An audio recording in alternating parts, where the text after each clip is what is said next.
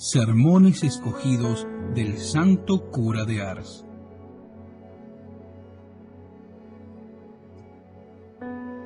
Sobre el juicio temerario.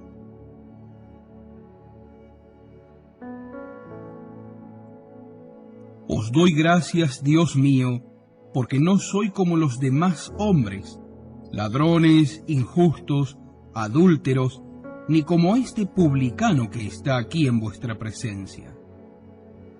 Evangelio según San Lucas 18:2.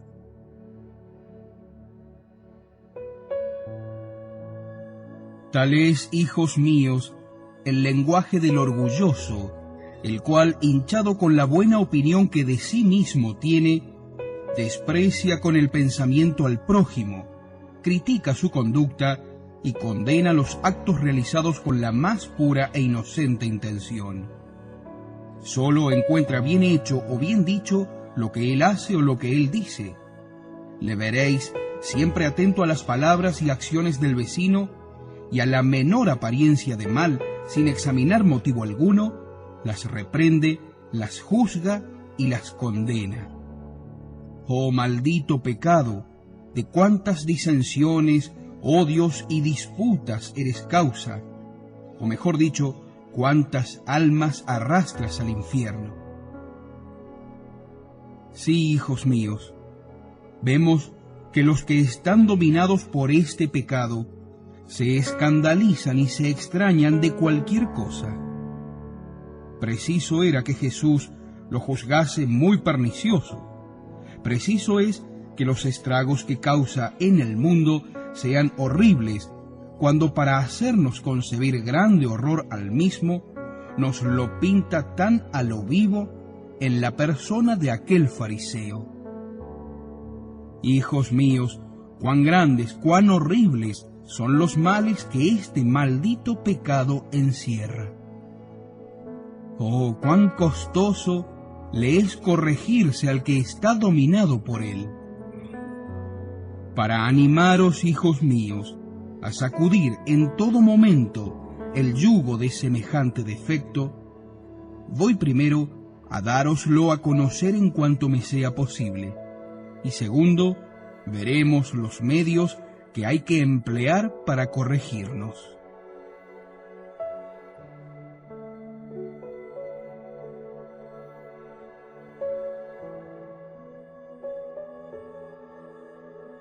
Ante todo, habéis de saber que el juicio temerario es un pensamiento o una palabra desfavorables para el prójimo, fundados en leves apariencias. Solamente puede proceder de un corazón malvado, lleno de orgullo o de envidia, puesto que un buen cristiano, penetrado como está de su miseria, no piensa ni juzga mal de nadie.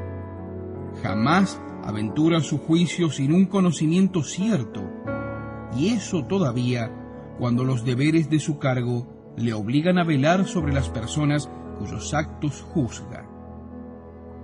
Hemos dicho, hijos míos, que los juicios temerarios nacen de un corazón orgulloso o envidioso, lo cual es fácil de comprender. El orgulloso o el envidioso solo tiene buena opinión de sí mismo y echa a mala parte cuanto hace el prójimo. Lo bueno que el prójimo observa le aflige y le corroe el alma. La Sagrada Escritura nos presenta un caso típico en la persona de Caín, quien tomaba a mal cuanto hacía su hermano. Viendo que las obras de éste eran agradables a Dios, concibió el negro propósito de matarle. Este mismo pecado fue el que llevó a Esaú a intentar el asesinato de su hermano Jacob. Empleaba todo el tiempo en indagar lo que Jacob hacía, pensaba siempre mal en su corazón, sin que hallase nunca acción buena en las obras por aquel ejecutadas. Mas Jacob, de corazón bondadoso y espíritu humilde, nunca juzgó mal de su hermano. Le amaba entrañablemente, tenía de él muy buena opinión, hasta el punto de excusarle todos sus actos, aunque muy malvados, pues no tenía otro pensamiento que el de quitarle la vida. Jacob hacía todo lo posible para cambiar las disposiciones del corazón de su hermano.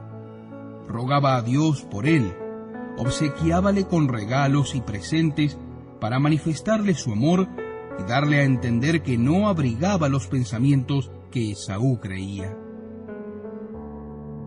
Ay, hijos míos, cuán detestable es en un cristiano el pecado que nos induce a no poder sufrir el bien de los demás y a echar siempre a mala parte cuanto ellos hacen. Sí, hijos míos, este pecado es un gusano roedor que está devorando noche y día a esos pobres infelices. Los hallaréis siempre tristes, sin querer declarar jamás lo que los molesta, pues en ello verían también lastimado su orgullo. El tal pecado los hace morir a fuego lento. Dios mío, oh, cuán triste es su vida. Por el contrario, cuán dichosa es la existencia de aquellos que jamás se inclinan a pensar mal y echan siempre a buena parte las acciones del prójimo. Su alma permanece en paz. Solo piensan mal de sí propios, lo cual les inclina a humillarse delante de Dios y a esperar en su misericordia. Veamos aquí un ejemplo. Leemos en la historia de los padres del desierto que un religioso que había llevado una vida lo más pura y casta posible, contrajo una enfermedad que lo llevó a la sepultura. Al hallarse cercano a la muerte, mientras todos los religiosos del monasterio le rodeaban, el superior le suplicó declararse en qué cosa creía haber sido más agradable a Dios. «Padre mío», respondió el moribundo, «muy penoso me será declararlo, mas por obediencia lo diré. Desde mi infancia comencé a combatir las más rudas tentaciones del demonio. Pero cuanto más él me atormentaba, tanto mayores eran los consuelos que yo recibía de Dios y de la Santísima Virgen, la cual un día, en que era yo muy atormentado del maligno espíritu, se me apareció llena de gloria, echó al demonio y anímone al mismo tiempo a la perseverancia en la virtud. Para que conozcas los medios más eficaces para ello, me dijo la Virgen, voy a descubrirte alguna parte de los inmensos tesoros de mi divino Hijo. Quiero enseñarte 3 cosas, las cuales, si las practicas rectamente, te harán muy agradable a los ojos de Dios y te proporcionarán siempre fácil victoria sobre el demonio, tu enemigo, quien solo desea tu eterna condenación.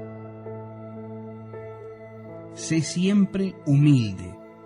En la comida no busques nunca lo que más te guste.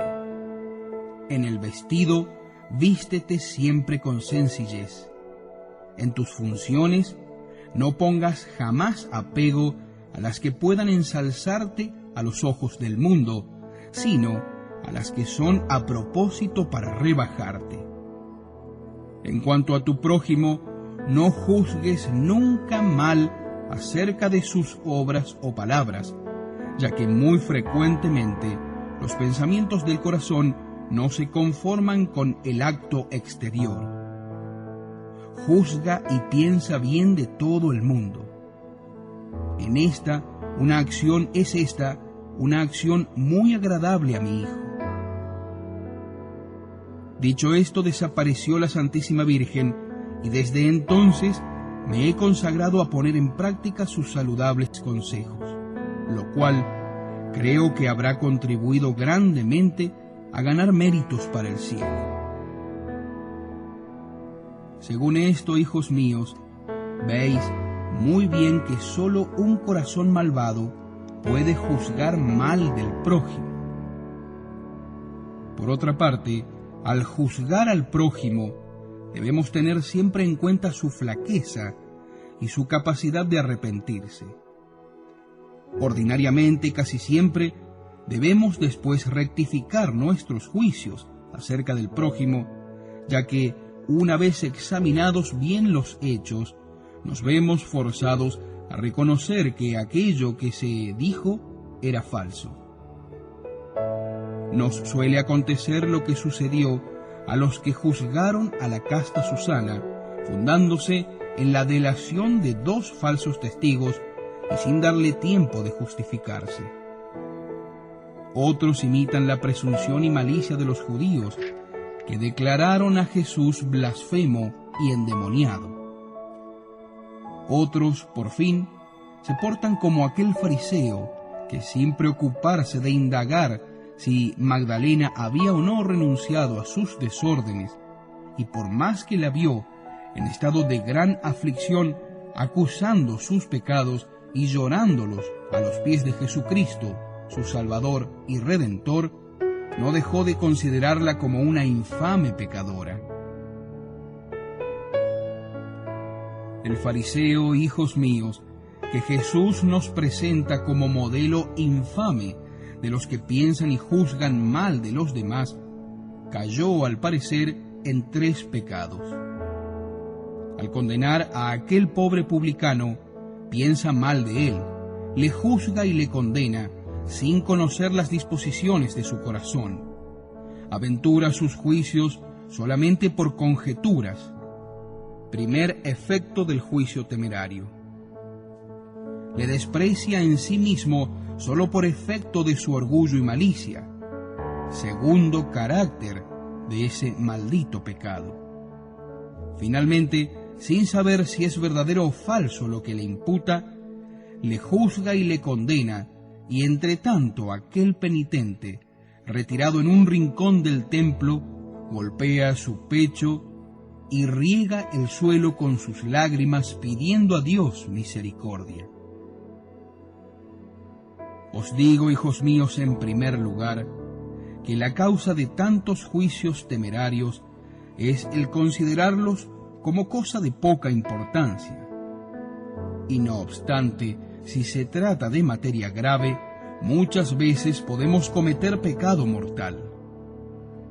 Pero me diréis, ¿esto no sale al exterior del corazón? Aquí está precisamente lo peor de este pecado, ya que nuestro corazón ha sido creado solo para amar a Dios y al prójimo. Y cometer tal pecado es ser un traidor. En efecto, muchas veces por nuestras palabras damos a entender a los demás que los amamos, que tenemos de ellos buena opinión, cuando en realidad en nuestro interior los odiamos. Y algunos creen que mientras no exterioricen lo que piensan, ya no obran mal. Cierto que el pecado es menor que cuando se manifiesta al exterior, ya que en este caso es un veneno que intentamos inyectar en el corazón del vecino a costa del prójimo.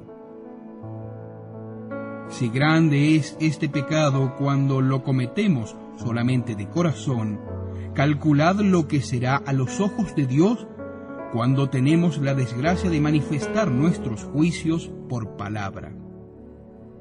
Por esto, hemos de examinar muy detenidamente los hechos antes de emitir nuestros juicios sobre el prójimo, por temor de no engañarnos, lo cual acontece con suma frecuencia.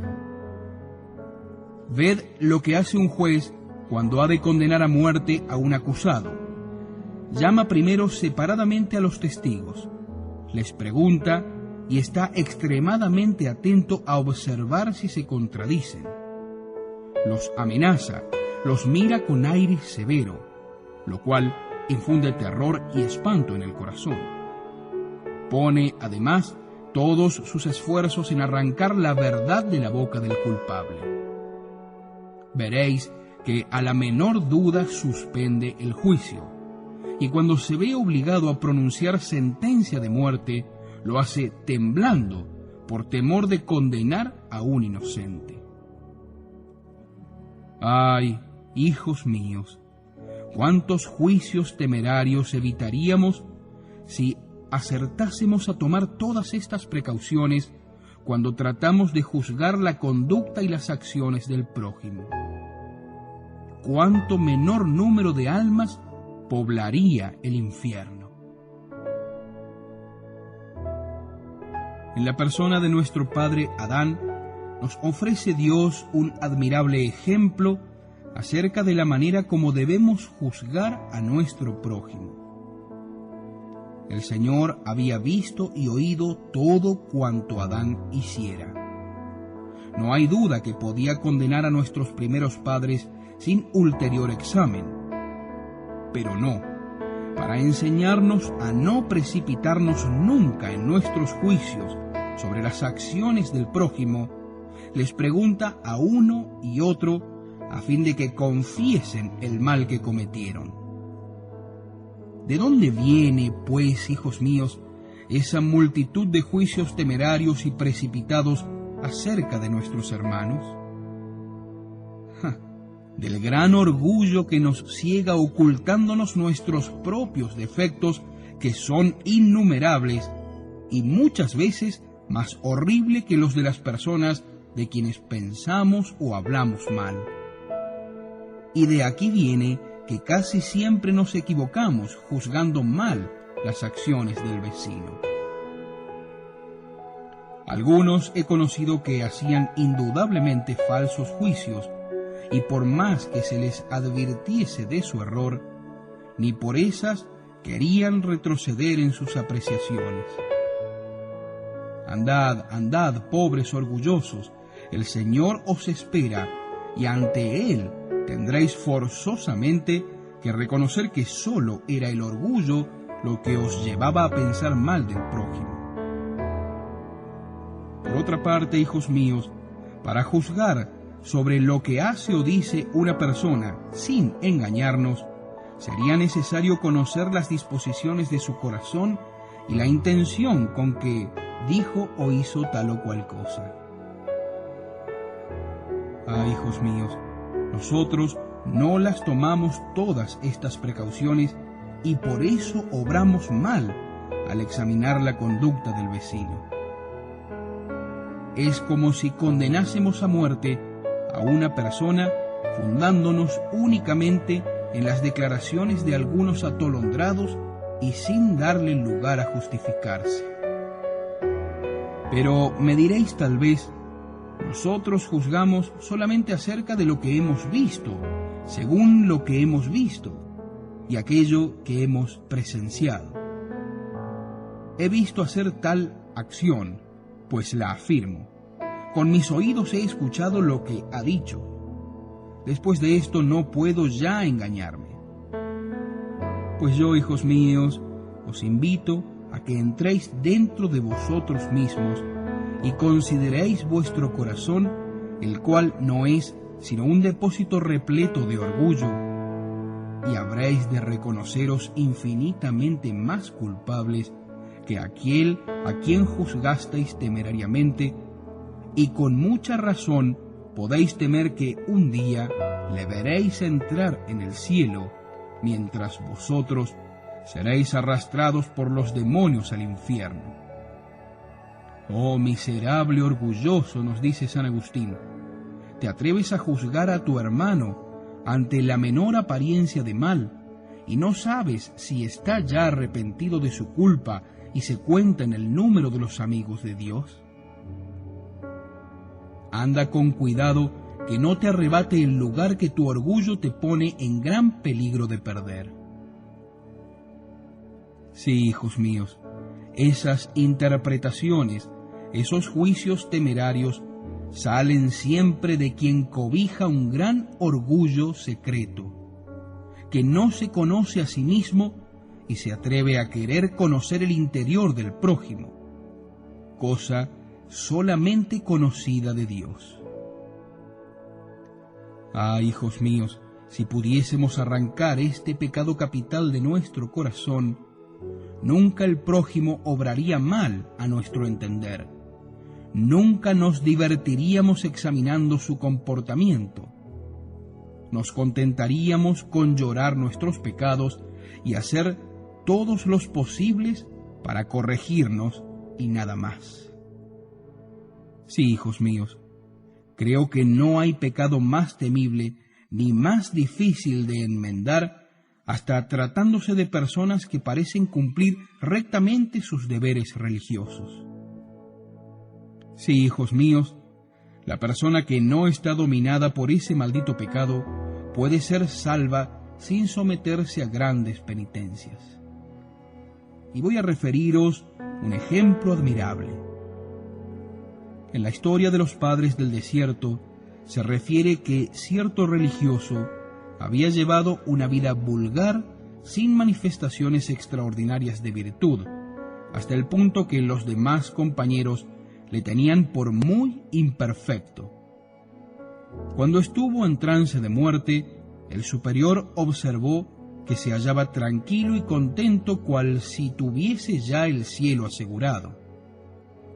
Extrañado al ver tanta paz en aquella hora, y temiendo no fuese eso un estado de ceguera suscitado por el demonio, que de esta manera a tantos ha engañado, le dijo: hermano mío, paréceme veros muy tranquilo, cual si nada tuvieseis que temer. Sin embargo, no recuerdo en vuestra vida nada que os pueda inspirar tanta confianza. Antes, al contrario, el escaso bien que habéis hecho debería llenaros de espanto en esta hora en que los más grandes santos temblaron. Sí, es cierto, Padre mío.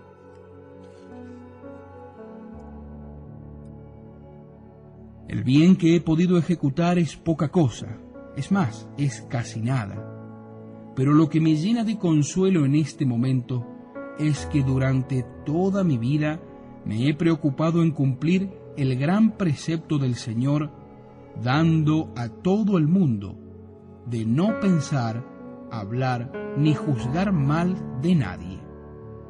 Siempre he pensado que mis hermanos obraban mejor que yo y que yo era el más criminal del mundo.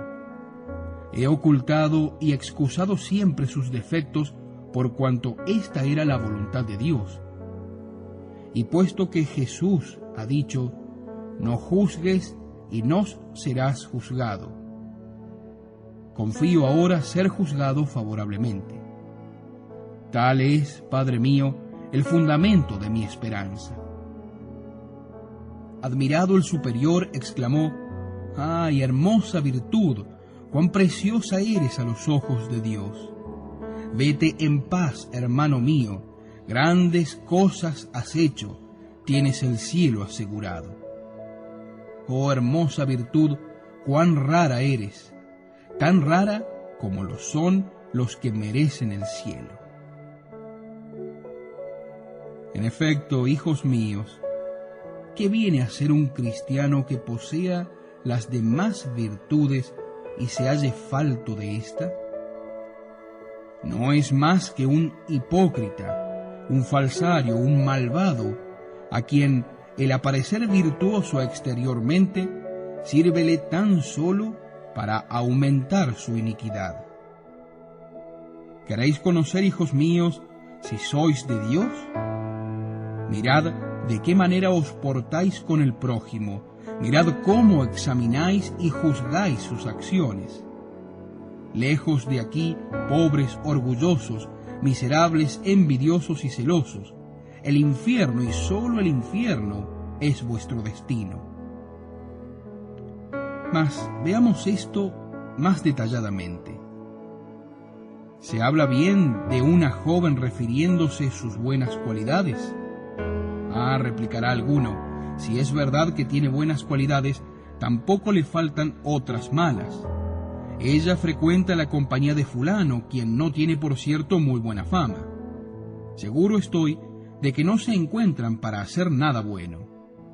Aquí veis venir una muy bien compuesta y que lleva muy bien compuestos a sus hijos, pero haría mejor pagándome lo que me debe. esta otra parece buena y afable para todo el mundo, mas si la conocieseis cual yo la conozco, la juzgaríais de muy distinta manera. Todos sus cumplidos los hace para mejor ocultar sus desórdenes.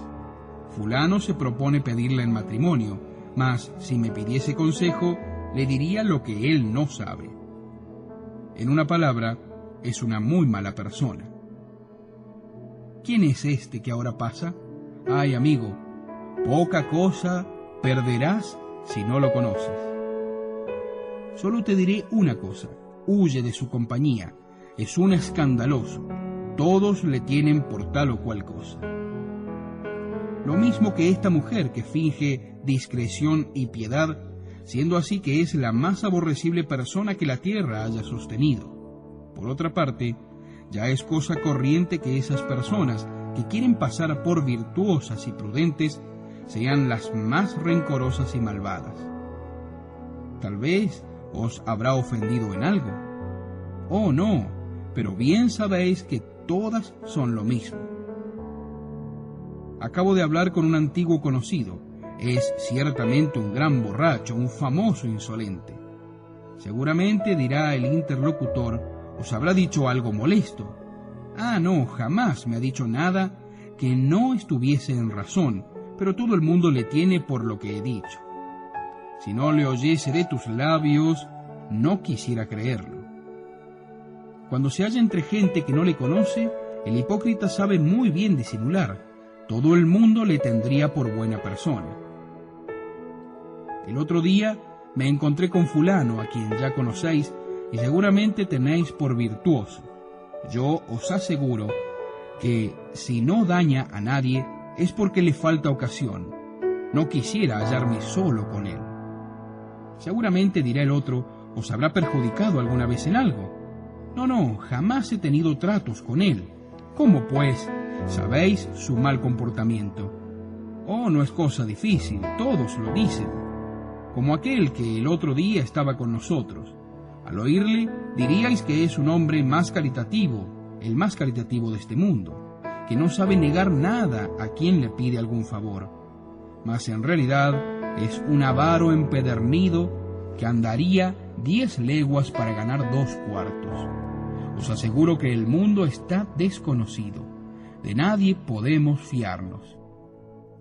Ved también al que hace poco hablaba con vos. Sus negocios andan bien. Todos los de su casa se dan una vida excelente. Poco les cuesta, pues no duerme todas las horas de la noche. Quizá le habréis visto robar a alguien. O no, jamás le vi tomar cosa ajena. Pero se dice que una noche le vieron entrar en su casa muy cargado. Desde entonces no goza de muy buena reputación. Y termina su revista de esta manera: no os negaré que dejé de tener yo mis defectos, pero sentiría mucho valer lo poco que valen esos sujetos de que hemos hablado. Aquí tenéis, hijos míos, al fariseo que ayuna 2 veces por semana, paga los diezmos de cuanto posee y da gracias a Dios porque no es como el resto de los hombres, injustos, ladrones, adúlteros. Ya veis cuánto orgullo, cuánto odio, cuántos celos. Pero decidme, hijos míos, ¿cuál es el fundamento de todos esos juicios y sentencias? Por lo general, todo se funda en débiles apariencias y casi siempre en el se dice, es lo que dice la mayoría, lo dicen todos. Pero tal vez me diréis que vosotros mismos lo habéis visto y oído. Aún así, podéis muy fácilmente engañaros, según ahora vais a ver. Para no engañarse, es preciso conocer las disposiciones del corazón y la intención del sujeto al realizar un acto determinado. Escuchad un ejemplo que os mostrará hasta qué punto podemos engañarnos y nos engañamos las más de las veces. Decidme, hijos míos, ¿qué habríais dicho si hubieseis vivido en tiempo de San Nicolás y le hubieseis visto en plena noche rondando la casa de 3 jóvenes doncellas, examinando el lugar detenidamente y cuidando de no ser visto de nadie. He aquí un obispo. Habríais pensado al momento que está deshonrando su carácter. Valiente hipócrita, en el templo parece un santo y aquí le tenéis en plena noche. Cabe la puerta de 3 doncellas de no muy buena fama. Sin embargo, hijos míos, aquel obispo a quien indudablemente condenaríais era un santo muy amado de Dios, y lo que allí hacía era la mejor obra del mundo.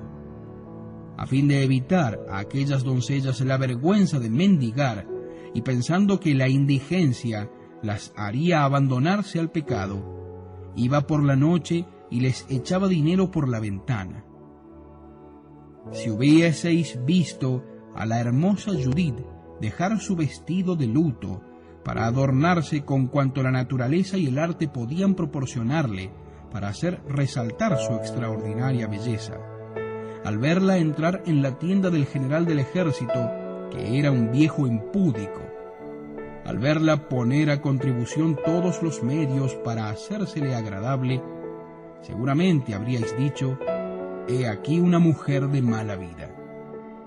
Sin embargo, era una piadosa viuda, muy casta, muy agradable a Dios, que exponía su vida para salvar la de su pueblo. Decidme, hijos míos, con vuestra precipitación en juzgar mal del prójimo, ¿qué habríais pensado al ver al casto José saliendo de la habitación de la mujer de Putifar, y al oír clamar a aquella pérfida, ostentando en sus manos un jirón del manto de José, persiguiéndole como a un infame que quería robarle la honra? Al momento, sin examinar la cosa, habríais ciertamente pensado y dicho que aquel joven era un perverso libertino que intentaba seducir a la mujer de su amo, de quien tantos favores había recibido. Y en efecto, Putifar, su amo, le condenó, y todo el mundo le creyó culpable, le vituperó y despreció.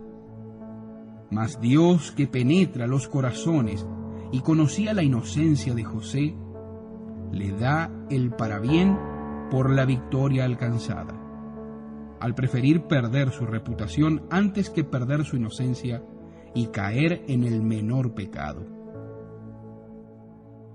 Habéis, pues, de convenir conmigo, hijos míos, en que a pesar de todos los datos y de las señales al parecer más inequívocas, estamos siempre en gran peligro de juzgar mal las acciones de nuestro prójimo, lo cual debe inducirnos a no juzgar jamás los actos del vecino sin madura reflexión, y aún solamente cuando tenemos por misión la vigilancia de la conducta de aquellas personas en cuyo caso se encuentran los padres y los amos respecto a sus hijos o a sus criados. En todo otro caso, casi siempre obramos mal. Sí, hijos míos, he visto a muchas personas juzgar mal de los actos de otras de quienes a mí me constaba la buena intención. En vano quise persuadirles de ello. No fue posible. ¡Ay, maldito orgullo! Muy grande es el mal que causas y muchas las almas que arrastras al infierno. Decidme, hijos míos, ¿poseemos mejores indicios acerca de las acciones del prójimo a quien juzgamos que los que podían ver a San Nicolás rondando aquella casa y buscando la puerta de la morada de aquellas doncellas? ¿Tenemos mejores señales que los que pudieron ver a la hermosa Judith adornándose con esmero y presentándose con aire seductor ante Holofernes? No, hijos míos, en nuestros juicios sobre el prójimo casi nunca poseemos indicios tan verosímiles como los que poseían los que vieron a la mujer de Putifar con un jirón del manto de José en sus manos, anunciando a gritos a cuantos querían escucharla que él había querido robarle la honra. Aquí veis, hijos míos, 3 ejemplos que el Espíritu Santo nos ofrece para enseñarnos cuán engañosas sean las apariencias y cuán expuestos estamos a pecar cuando intentamos juzgar las acciones del prójimo, sobre todo si no hemos de responder de su conducta ante el tribunal de Dios. Vemos que aquel fariseo juzgaba muy temerariamente al publicano cuando le acusaba de ladrón, por el solo hecho de cobrar los impuestos, afirmando que exigía más de lo debido y que se valía de su autoridad para cometer injusticias. Y con todo, aquel pretendido ladrón se retira justificado de la presencia de Dios, mientras aquel fariseo, que se creía perfecto, regresa a su casa más culpable que antes, lo cual nos muestra que muchas veces el que juzga es más culpable que el juzgado. Mas esos orgullosos, esos corazones llenos de envidia y celos, ya que esos tres vicios son los que engendran tantos juicios temerarios sobre la conducta de los demás. ¿Ha sido alguien robado? ¿Se ha perdido algo? Enseguida pensamos que tal vez fulano sea el autor de la sustracción, sin tener de ello el menor conocimiento. Ay, hijos míos, si conocieseis bien este pecado, veríais cómo es uno de los más temibles, por lo mismo que es poco conocido y difícil de corregir. Escuchad esos corazones dominados por tal abominable vicio. Si alguien ejerce un empleo de aquellos que se prestan a cometer alguna injusticia, enseguida sacan por conclusión que todos cuantos ocupan aquel cargo obran de la misma manera, que todos son iguales, es decir, unos aprovechados, unos ladrones. Si en una familia hay un hijo que sigue por mal camino, todos los demás son cosa parecida. Si en una parroquia algún feligrés ha cometido algunas villanías, toda la parroquia está compuesta de malos feligreses. Si entre los sacerdotes hay tal vez alguno menos santo de lo que debiera, todos los demás sacerdotes son lo mismo, nada valen, lo cual muchas veces no pasa de ser un pretexto para excusar la indiferencia propia acerca de la salvación. Puesto que Judas fue malvado, ¿queréis hacernos creer que los demás apóstoles también lo fueron? ¿De que Caín fue un criminal, queréis deducir que Abel se le asemejaba en eso? Indudablemente que no. Puesto que los hermanos de José fueron unos miserables y malvados, ¿creéis que también lo fue José? No, ciertamente no. Antes fue un santo. Porque vemos que una persona se niega a dar una determinada limosna, enseguida decimos que es un avariento, que tiene el corazón más duro que una peña, que en lo demás tampoco vale gran cosa. Siendo así que, en secreto, habrá realizado grandes actos de caridad, de los cuales sólo tendremos noticia el día del juicio final. Ay, hijos míos, digamos que cada cual habla de la abundancia de su corazón, según expresa muy bien Jesucristo. Por los frutos conoceremos el árbol. ¿Queréis conocer el corazón de una persona? Oíd su conversación. El avaro habla solamente de los avaros, de los que engañan y cometen injusticias. El orgulloso no cesa de zarandear a los que quieren ostentar su mérito, que piensan tener mucho talento, que se alaban de lo que hicieron o de lo que dijeron. El impúdico no sabe sacar de su boca sino comentarios acerca de si fulano lleva mala vida, de si tiene relaciones con fulana, echando a perder su reputación. Pues sería muy largo de entrar en detalles parecidos si seguimos dando así ejemplos.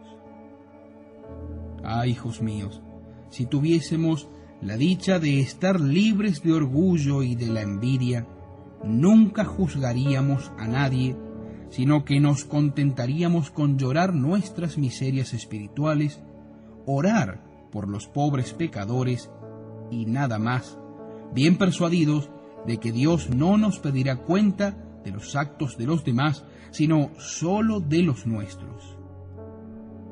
Por otra parte, hijos míos, ¿cómo atrevernos a juzgar y a condenar a nadie, aunque le hubiésemos visto cometer un pecado?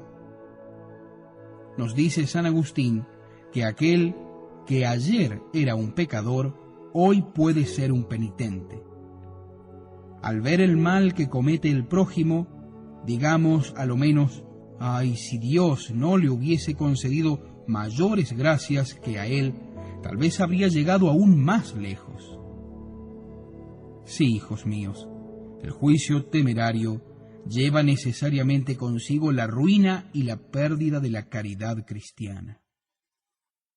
En efecto, en cuanto sospechábamos que una persona se porta mal, dejamos ya de tener de ella la opinión que deberíamos tener. Además, no es a nosotros a quien los demás han de dar cuenta de su vida, sino solamente a Dios. Lo contrario sería querer erigirnos en jueces de lo que no nos compete. Los pecados de los demás a ellos deben interesar y los nuestros a nosotros. Dios no nos pedirá cuenta de lo que los otros hicieron, sino de lo que hicimos nosotros. Cuidemos, pues, solamente de lo nuestro y en nada nos inquiete lo de los demás. Todo ello, hijos míos, es trabajo perdido, hijo del orgullo que en nosotros anida, como anidaba en el corazón de aquel fariseo, muy ocupado en pensar y juzgar mal del prójimo, cuando debiera ocuparse de sí propio y en gemir considerando lo miserable de su vida.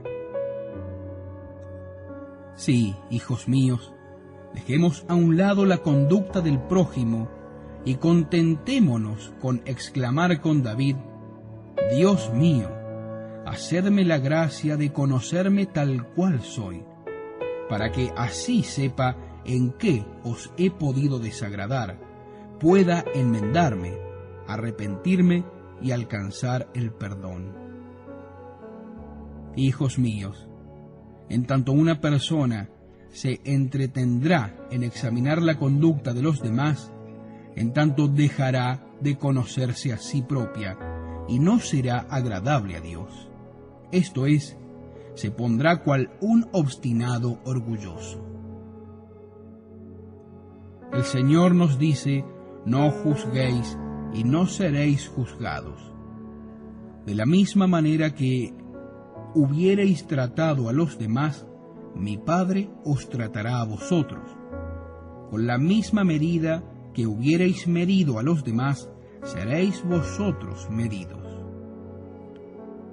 Por otra parte, hijos míos, ¿a quién de nosotros gustaría ver mal interpretado cuando hace o dice algo? A nadie.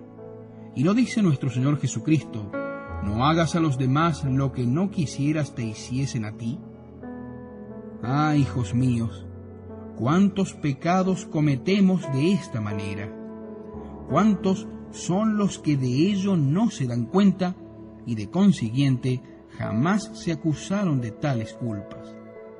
Cuántas personas condenadas, Dios mío, por no haberse instruido debidamente o no haber reflexionado sobre cuál debía ser su manera de vivir.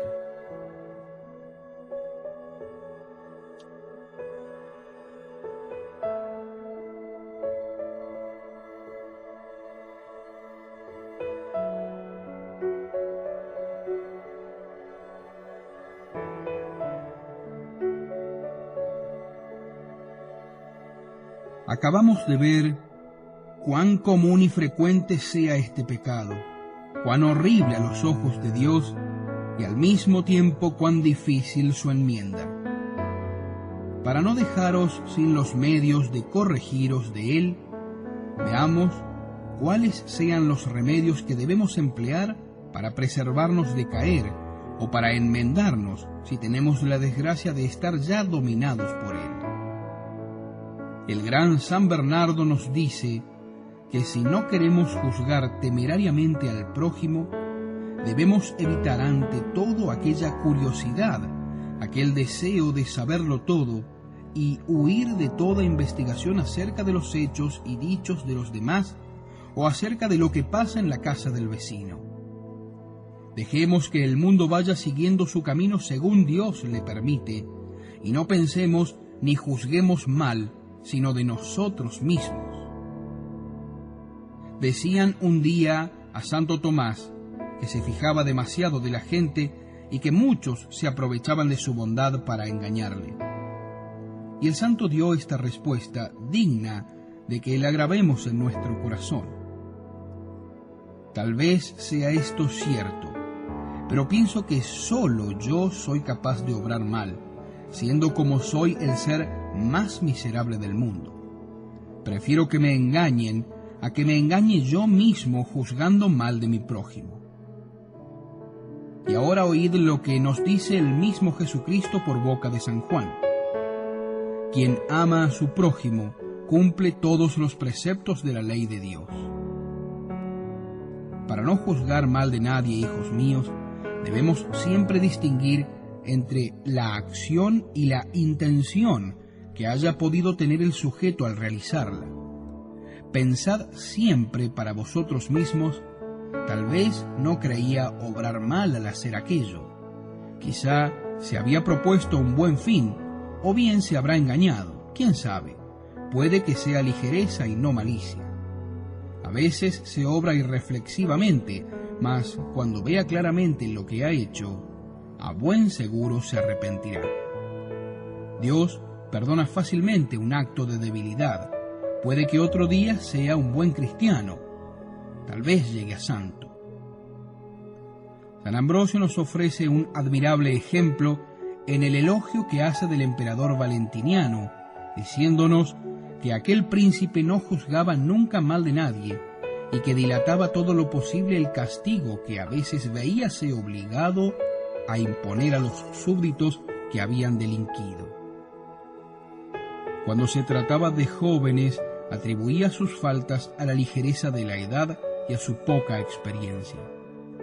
Si se trataba de ancianos, decía que la debilidad de la vejez y la naturaleza caduca podían servir de excusa. Tal vez habían resistido mucho tiempo antes de obrar el mal, el cual seguramente había ya sucedido al arrepentimiento.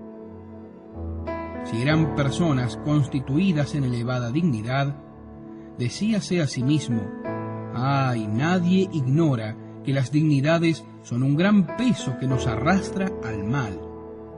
En cada momento se presenta ocasión de caer». Si eran simples particulares, «Dios mío», decía, «este pobre quizá ha obrado solamente por temor. Tal vez ha sido para no desagradar a cierta persona a quien debía algún favor». Si eran pobres miserables, ¿quién dudará de que la pobreza es algo muy duro de sufrir? ¿Será que ellos tenían necesidad de lo que han hurtado, a fin de no morir de hambre ellos o sus hijos? Es posible que no se hayan decidido sino después de lamentarlo mucho y aún con el ánimo de reparar el daño que causaban. Pero cuando el caso era demasiado evidente y en manera alguna podían excusarlo, decía: «Dios mío, cuán astuto es el demonio. Seguramente hará mucho tiempo que le está tentando. Ha caído en esta culpa, no hay duda, pero quizás su arrepentimiento le ha alcanzado ya el perdón ante Dios nuestro Señor. ¿Quién sabe? Si Dios me hubiese sometido a semejante prueba, tal vez mis obras habrían sido aún peores. ¿Cómo tendré, pues, valor para juzgarle y castigarle?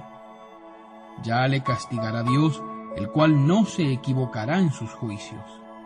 Al paso que nosotros muchas veces nos equivocamos por falta de luces. Mas espero que Dios se apiadará de él y un día rogará por mí, que en cualquier momento puedo caer peor que él y perderme». ¿Veis, hijos míos, cómo se portaba aquel emperador?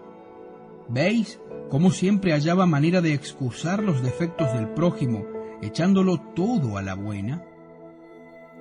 Ah, hijos míos, es que su corazón estaba libre de ese orgullo detestable y de esa envidia que llenan por desgracia el nuestro.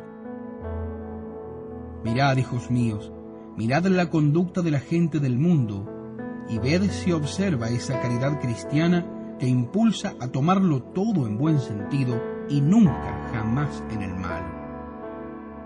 Ah, hijos míos, si acertásemos a dar una mirada a nuestra vida pasada, no haríamos más que llorar la desgracia de haber perdido los días obrando el mal, y para nada nos preocuparíamos de lo que no nos importa.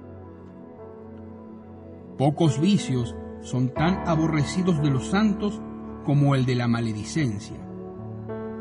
Leemos en la vida de San Pacomio que cuando oía a alguien hablar mal del prójimo, manifestaba una gran repugnancia y extrañeza, y decía que de la boca de un cristiano jamás debían salir palabras desfavorables para el prójimo. Si no podía impedir la murmuración, huía precipitadamente para manifestar con ello la aversión que por ella sentía. San Juan el Limosnero, cuando observaba que alguno se atrevía a murmurar en su presencia, daba la orden de que otro día no se le franquease la entrada para hacerle entender que debía corregirse. Decía un día un santo solitario a San Pacomio: «Padre mío, ¿cómo librarnos de hablar mal del prójimo?». Y San Pacomio le contestó: «Debemos tener siempre ante nuestra vista el retrato del prójimo y el nuestro. Si contemplamos con atención el nuestro, con los defectos que le acompañan, tendremos la seguridad de apreciar debidamente el de nuestro prójimo para no hablar mal de su persona.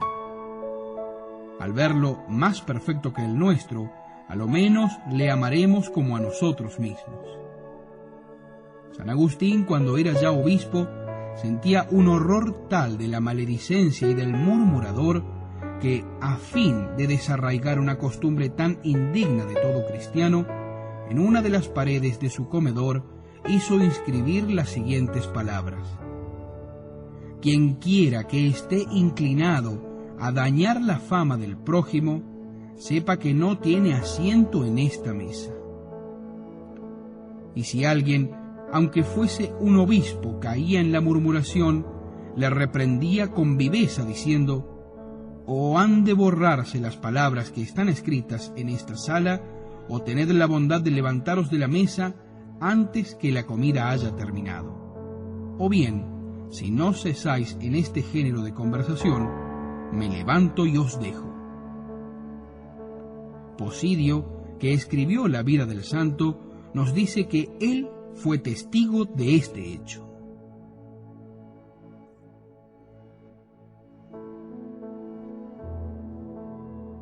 Refiérese en la vida de San Antonio que, andando de viaje con otros solitarios, estaban conversando de asuntos edificantes.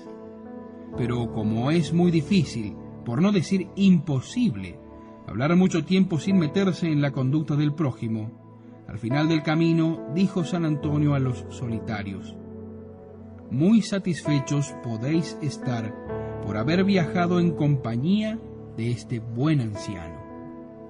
Y al mismo tiempo, dirigiéndose a un anciano que no había dicho palabra durante el viaje, le dijo: «¿Y vos, padre mío, habéis tenido buen viaje en compañía de estos solitarios?». «No hay duda que son buenos», contestó el anciano, «pero no tienen puerta en su casa». Con lo cual quiso dar a entender que no tenían mucho miramiento en sus palabras y que con frecuencia habían herido la fama del prójimo. Ah, hijos míos, convengamos en que son pocos los que ponen puertas en su casa, es decir, en su boca, para no abrirla en daño del prójimo. Dichoso el que, si no la tiene a su cargo, sabe prescindir de la conducta del prójimo para no pensar más que en sí mismo, en llorar sus culpas y poner todo su esfuerzo en enmendarse. Dichoso aquel que solo ocupa su corazón y su mente en lo que a Dios se refiere y no suelta su lengua sino para pedirle perdón, ni tiene ojos más que para llorar sus pecados.